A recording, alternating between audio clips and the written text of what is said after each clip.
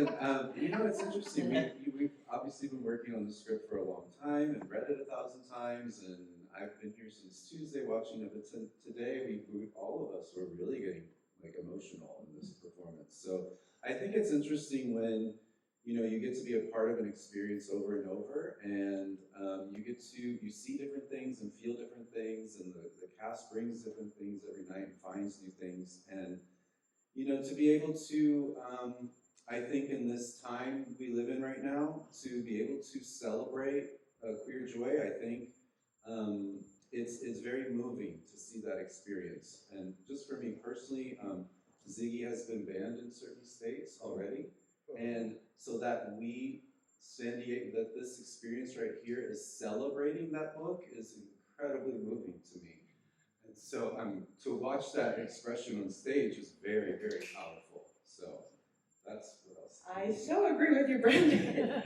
I think also, gosh, today, a lot of times we sit in our heads as writers and we try to look at the pieces like, and what can I fix and how can that land and what exactly should they say? And sometimes it just all falls away, and we remember that James and I are just two queer kids who never saw ourselves in musicals, and that's why we write them. And so sometimes you become just that quear kid who is like, oh my God, I love like that, and I felt like that.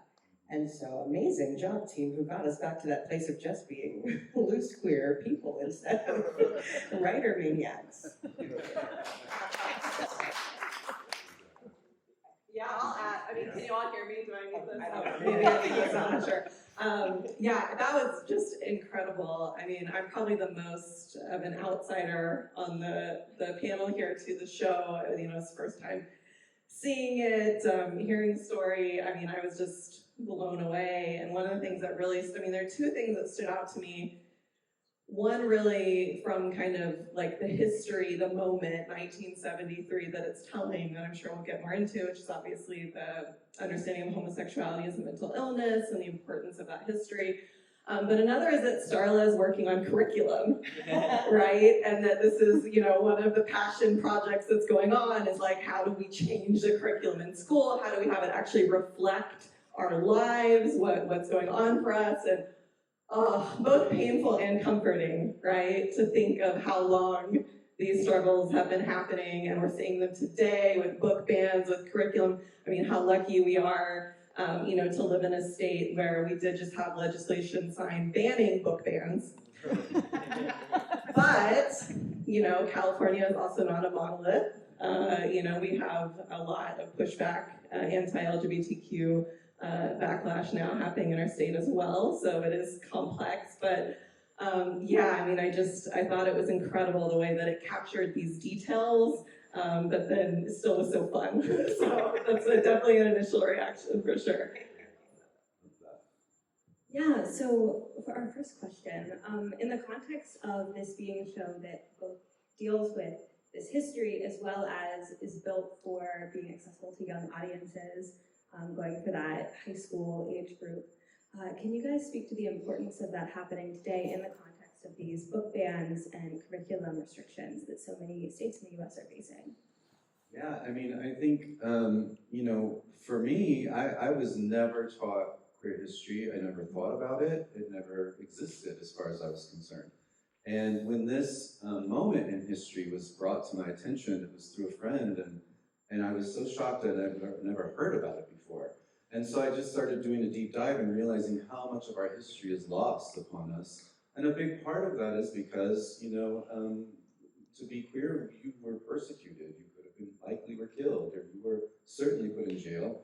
And a lot of folks weren't out, obviously, at the time when history was being made. So the fact that we even know certain things that happened is a sheer demonstration of the bravery of these folks to in face of resistance, to say, this is who we are. And there's so many things we've lost that have been lost upon us of queer folks that have given so much to humanity. And to me, that's what I'm digging into more and more. And I think especially for young people, to know that something I've since learned in researching queer history is that the more you are connected to something about yourself in the past, the more you are connected to a sense of belonging of yourself in the present. And that has been my theme for anything I write, that anything I talk about, is that when you feel that ancestral connection, you feel a sense of belonging in the world, which is exactly what the theme of this experience has been.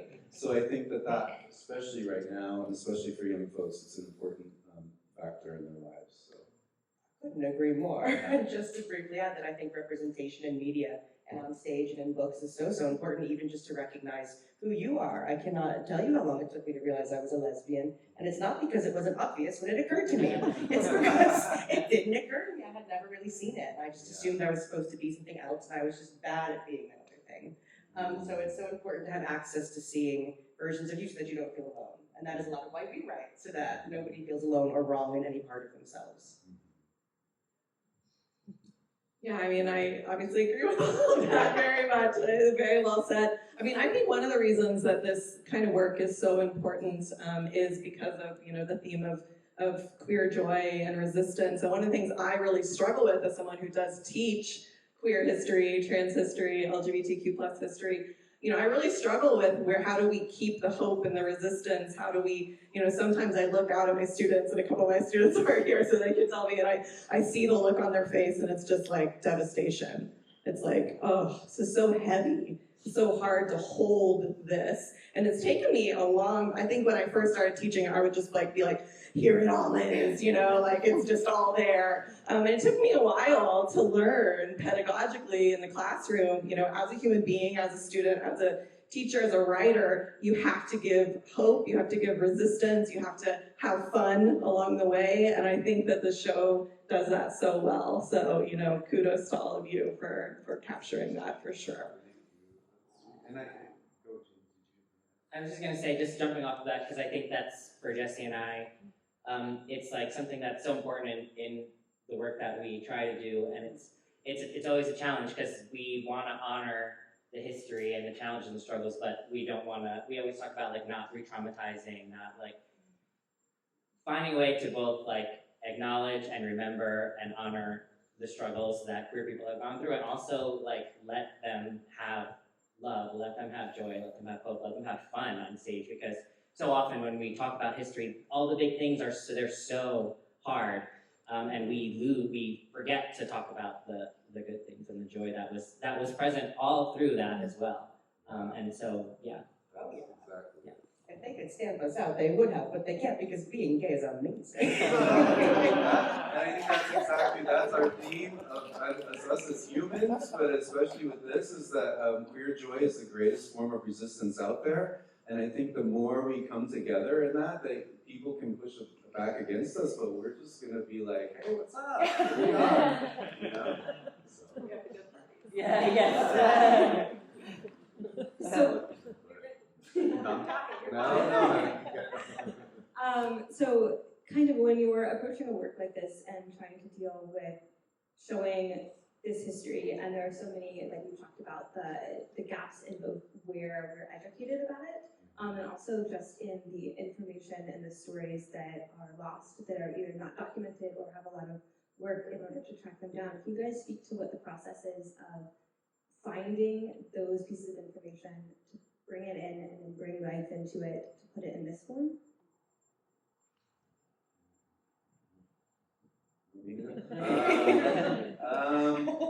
So I hope I'm understanding. So basically, how I found history and then be able to fictionalize it in a way.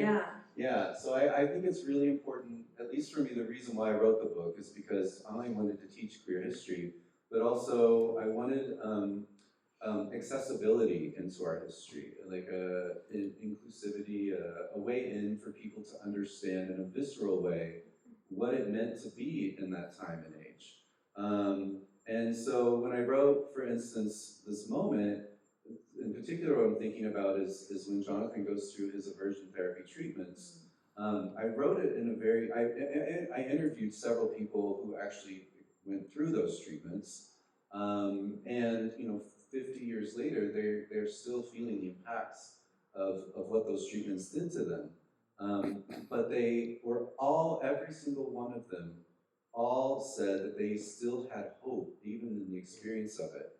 And that was always in the background of my mind whenever I was writing this experience for Jonathan. But I really, really wanted to take the reader into it, because I think the way to empathy is to really feel something from from someone else that you may not understand before. So that was the impetus for that. To really, I think it's an easy way into history is to fictionalize the story around it, and to allow someone to escape into a world while also having these nuggets of nonfiction that existed, so that we can then better understand where we came from. I couldn't agree more. I got you. Yeah, and I think when you're writing a musical, you just want to make sure that it feels natural. They're teenage kids and they relate to each other, but these issues are very present in their lives very actively. So we're always walking those lines of the educational and the entertaining, and I think they're related. I'll add two things, even though I am not one of the show creators, but I think there are two examples that really stood out to me in the show where the fictionalizing of the history captures nuance in a way sometimes the dominant narrative of the history doesn't. One is definitely that, when we tell the story of aversion therapy, it's often people being forced into it, right? So like, you have to go, and that's a very common, easy narrative. So I think it's significant that in the show, Jonathan, himself worries, am I sick? Is something wrong with me? I need to do this.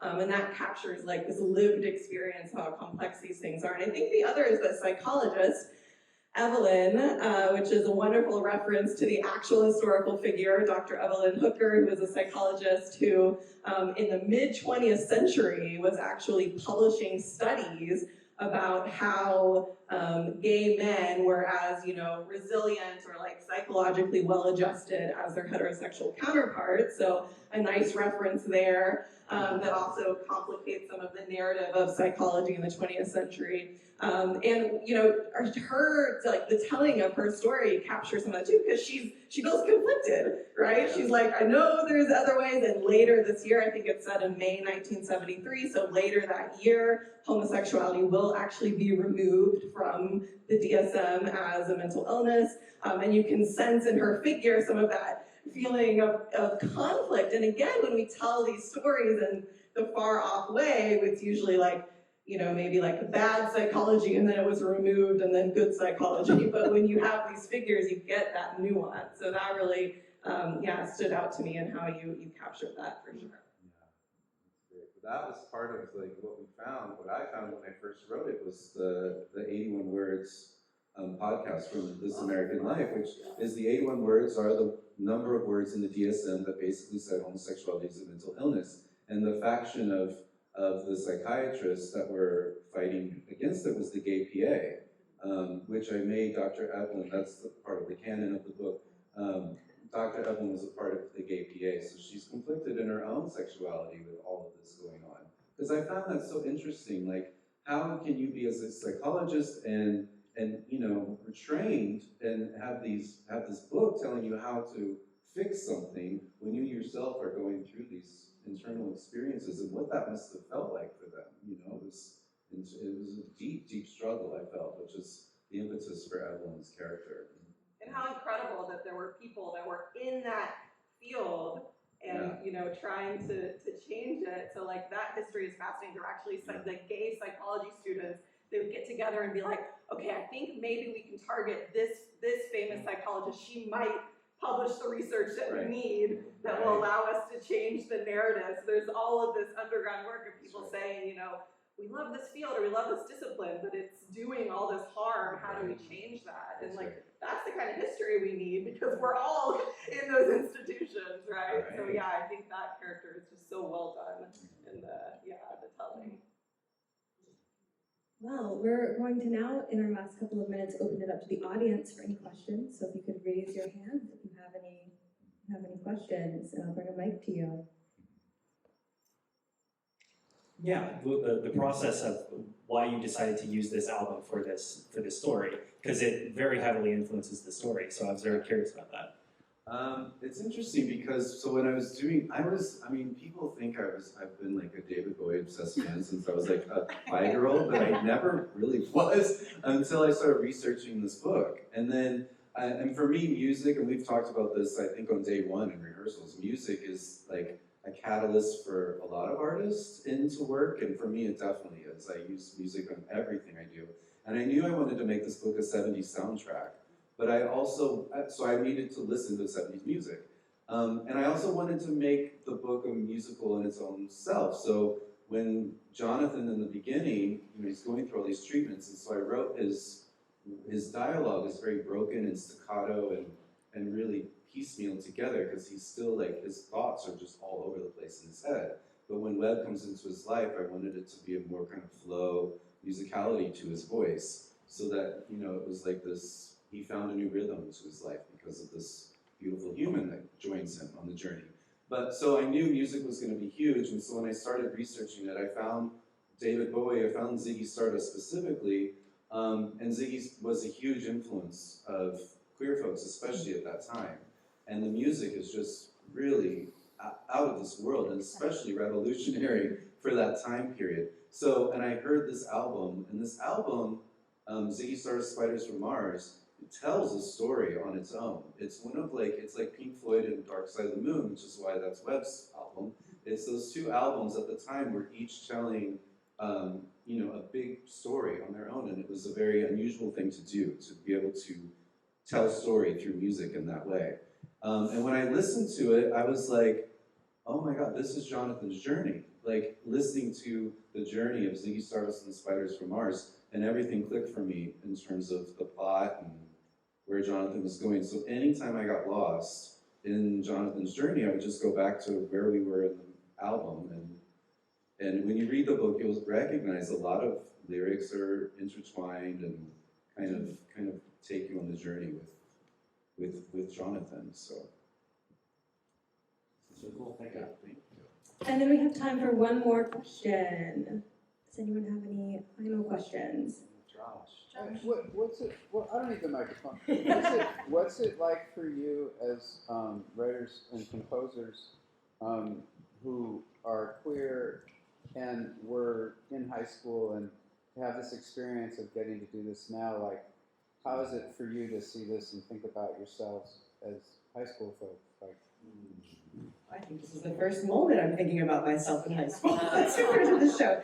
I so didn't know anything in high school. I wasn't even in the closet because I didn't even know anything. But I sure wish that I had encountered this book or this show or anything like this at that time, because I could have known myself a lot sooner. I actually didn't know I was queer until after college. And it just sometimes feels like a lot of lost time, and you feel like as an adult you're trying to make up for that. And I'm very chaotic and in love at the moment, but I think I draw so much hope from the next generations who are finding out sooner and sooner, and there's so much more media and so much more exposure. Kids are realizing younger and younger, and they get to have that time being fully themselves. I think it's just gorgeous. Yeah, and I think just jumping off that, I think oftentimes when Jesse and I are working, I do think about my younger self a lot in terms of what I would have loved to see. Because I love musical theater, but it wasn't, not in the way I remember, for example, I talked about In High School, which is my favorite musical, and seeing that in high school and how much that meant to me, and being whoa, so astonished to see something that was so personally resonant, because I had always resonated, but it had been something else. I really resonated with, but it wasn't me. And then to be oh, it could also be me. And then these other ways that it could be me.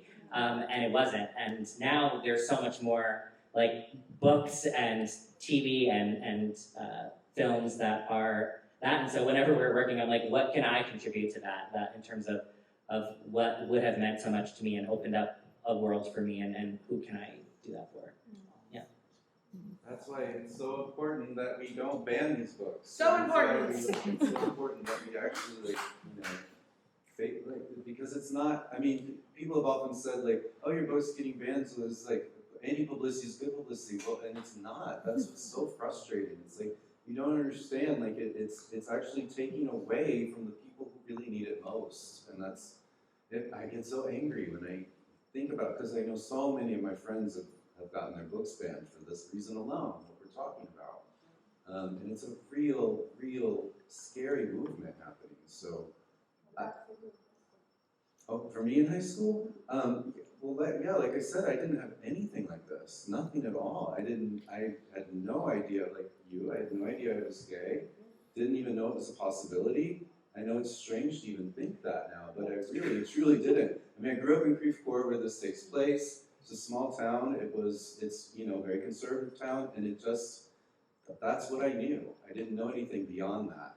And there was no kind of representation. If anything, if there was any representation, it was represented as something that was really bad and something that would get you killed, because that was often how it was portrayed in books and media for me. So I never even considered it. So yeah, to have these as possibilities is a gift.